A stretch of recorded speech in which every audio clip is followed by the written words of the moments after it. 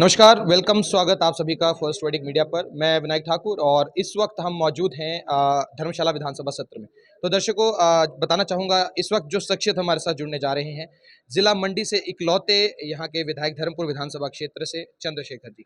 तो आज आज हमारे साथ चर्चा में मौजूद हैं। दर्शकों, बात की जाए यहाँ पे ओवरऑल सिनेरियो की, तो चंद्रशेखर जो हैं वो मंडी का एक तरह से प्रतिनिधित्व कर रहे हैं और जमकर जो है विपक्ष के जो जवाब आ रहे हैं या प्रश्न आ रहे हैं उनको जवाब दे रहे हैं। तो आइए सर से बात करते हैं और कुछ विषय हैं उनको लेकर चर्चा भी करनी है। सर नमस्कार, वेलकम एक बार। Thank you.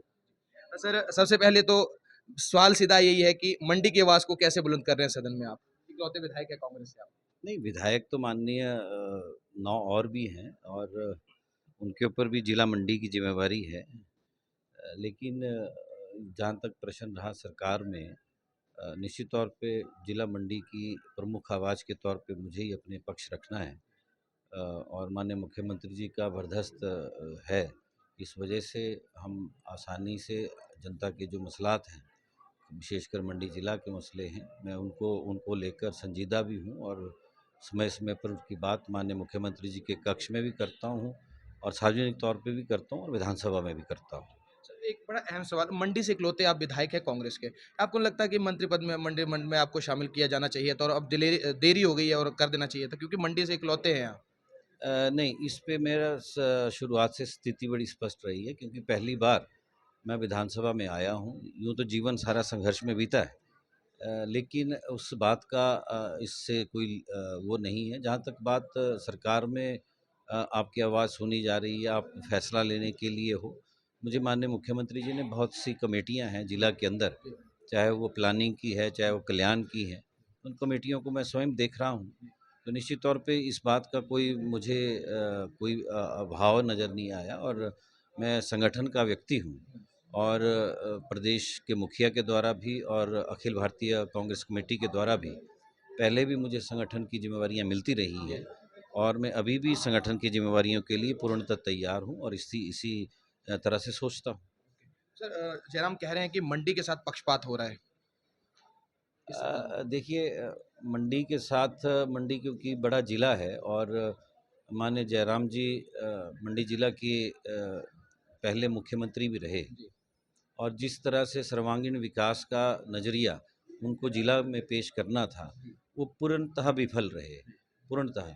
और बड़े-बड़े प्रोजेक्ट्स की बात उन्होंने की लेकिन बिना बजट एलोकेशन के, बिना उसकी सैद्धांतिक मंजूरियों के, मात्र नारों तक वो विकास बना रहा और इस बात को मंडी ज़िला के लोगों ने भी महसूस किया। और अब अगर वो इन बातों को विपक्ष में बैठ के कर रहे हैं, तो ये हास्यप्रद है और मुझे ऐसा लगता है बहुत ज़िम्मेवारीपूर्ण स्थितियों में मंडी के लोगों ने उनको पहुंचाया। लेकिन कोई ऐसा विशेष कार्य देखिए जैसे नेरचौक मेडिकल कॉलेज हाँ है, जी। ये नेरचौक मेडिकल कॉलेज में एमआरआई की मशीन तक इंस्टॉल नहीं हो पाई। अभी जाकर माननीय मुख्यमंत्री जी ने उसको उसके लिए एमआरआई की मशीन दी। दूसरा हवाई अड्डा का निर्माण का कार्य था, वो पूरी तरह से अधर में अटका रहा इनके कार्यकाल में। तीसरा इनका अपना एक प्रोजेक्ट आया शिवधाम, जी। लेकिन हमने कहा कि मंडी तो 84 देवी-देवताओं की मंदिरों की मंडी शहर भूमि है। और अगर सही तरीके से पर्यटन की दृष्टि से देखा जाता तो इन्हीं 84 मंदिरों का रखरखाव अगर बजट के माध्यम से सही तरीके से हम कर पाते, तो नया शिव धाम बनाने की आवश्यकता नहीं थी। एनीवे, फिर भी माननीय मुख्यमंत्री जी की अनुकंपा ये रही कि उन्होंने कमिटमेंट की कि जो कार्य जयराम जी ने शुरू किया, हम उसको बजट देके उसको पूरा करेंगे। वैसे और बहुत से मसले हैं, जिस तरह से पिछले वर्ष जो बड़ी आपदा आई, उस आपदा में मंडी जिला के ऊपर बड़ा कहर बरपा। तो कहीं पर भी ये महसूस नहीं होने दिया प्रदेश की सरकार के द्वारा कि मंडी के अंदर मंडी के लिए कोई वो नहीं मिलेगा। पूरी तरह से राहत कार्यों में पूरा प्रशासन जुटा और आज भी जितनी भी योजनाएँ प्रदेश सरकार की लोकप्रिय योजनाएँ हैं, उसमें मंडी की स्थान बड़ा स्वर्णिम है और मैं इस बात का विश्वास करता हूँ कि मौजूदा सरकार में जो कमियाँ पिछली सरकार के द्वारा रही, हम उनको अंडरलाइन करेंगे और उसमें आगे बढ़ेंगे। अंतिम 2 सवाल सर, भीमराव अंबेडकर को लेकर भी जो है कल यहाँ पर जो है वो धरना दिया गया बीजेपी के खिलाफ। लेकिन जो दिल्ली में संसद चल रही है उसमें तो पूर्व केंद्रीय मंत्री और सांसद अनुराग सिंह ठाकुर ने कांग्रेस के खिलाफ ही मोर्चा खोल दिया कि तौहीन तो कांग्रेस करती है भीमराव अंबेडकर की, भाजपा ने ऐसा कुछ नहीं किया। अमित शाह के बयान को लेकर भी ये कहा है। देखिए, बैकफुट पे आई है भाजपा और माननीय गृह मंत्री जी के द्वारा चाहे आवेश में हुआ है, चाहे भावना में हुआ है, लेकिन सत्य तो बाहर निकला है। जो बाबा साहब के वो लेकर जो उनके द्वारा टिप्पणी हुई बड़ी दुखदाई रही, और उनका उनका नाम को उन्होंने भगवान के नाम से जोड़कर कहा कि आप भगवान की पूजा उतनी करते। तो ये आज़ाद हिंदुस्तान के अंदर संविधान के द्वारा ये मुल्क बना, विभिन्न भाषाओं, जातियों, बिरादरियों के का ये मुल्क है, और इसमें बाबा साहब को ये पूरा का पूरा श्रेय जाता है कि इन्होंने हिंदुस्तान को संविधान के माध्यम से एक ऐसा मिश्रित संविधान दिया जिसके कल्पना उस वक्त के लोगों के द्वारा, जिसका नेतृत्व बाबा साहब कर रहे थे, और आज वंचित समाज अपने आप को प्रमुख मुख्य धारा के अंदर जोड़ कर देखता है, तो ये सारा क्रेडिट बाबा साहब को जाता है। तो असंख्य ऐसी कंट्रीब्यूशन है बाबा साहब के, इसको लेकर तो कोई चर्चा का विषय होना ही नहीं चाहिए था, ये अनडिस्प्यूटेड है। लेकिन फिर भी जिस तरह से आपत्तिजनक टिप्पणियाँ माननीय गृह मंत्री जी के द्वारा हुई हैं और वो देश उनको देख रहा है, तो इससे बड़ी पीड़ा पहुंची। और मैं अनुराग जी ने क्या कहा, मुझे इसका बात का कोई जानकारी नहीं है। अंतिम सवाल सर, कहाँ जा रही है हिमाचल की सियासत सर? देखने जगह बात की जा रही है जंगली मुर्गे की, बात की जा रही है समोसे की, बात की जा रही है टॉयलेट टैक्स की, बात होनी चाहिए रोजगार को लेकर, भ्रष्टाचार को लेकर, लेकिन बात कुछ और ही मुद्दों पर चल रही है। देखिए, हिमाचल प्रदेश अपने पाँव पे तो कभी खड़ा हुआ नहीं है। जब इसका 73 के बाद जो जर्नी इसकी स्टार्ट हुई, वो बहुत सी केंद्रीय प्रायोजित स्कीमों के ऊपर ही हुई। और जिस तरह से केंद्र को हिमाचल प्रदेश को एक फेडरल सिस्टम में, संघीय ढांचे में एक अभिन्न अंग का दर्जा मिलना चाहिए, लेकिन पिछले 2 सालों से राजनीतिक द्वेष और राजनीतिक प्रतिशोध की भावना से केंद्र सरकार काम कर रही है, और उसका खामियाजा प्रदेश भुगत रहा है।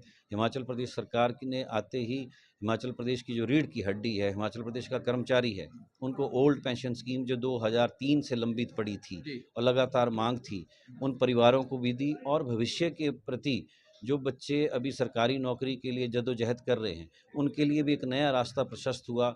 उनको भी लगा कि अब पेंशन आएगी तो उनके अंदर भी और प्रतिस्पर्धा जागी। हाँ जी। हम ऐसा मानते हैं कि जिस तरह से ओपीएस देने के बाद तुरंत बाद आपने केंद्रीय, जिस तरह से 9,000 करोड़ रुपया पीडीएनए का हिमाचल को मिलना था, आपदा के वजह से जो मिलना था वो लंबित पड़ा है। हिमाचल प्रदेश को जो इसका कर के हिसाब से जो मिलना था हम लोगों को, वो भी लंबित पड़ा है। 4300 करोड़ रुपया जो बीबीएमबी के कोटे का हम लोगों को केंद्रीय सॉरी सुप्रीम कोर्ट के द्वारा जो दिया गया है, जी। वो अभी लंबित पड़ा है। तो पिछली भारतीय जनता पार्टी की सरकार, जो डबल इंजन की सरकार थी, वो तो ये सब कर नहीं पाई।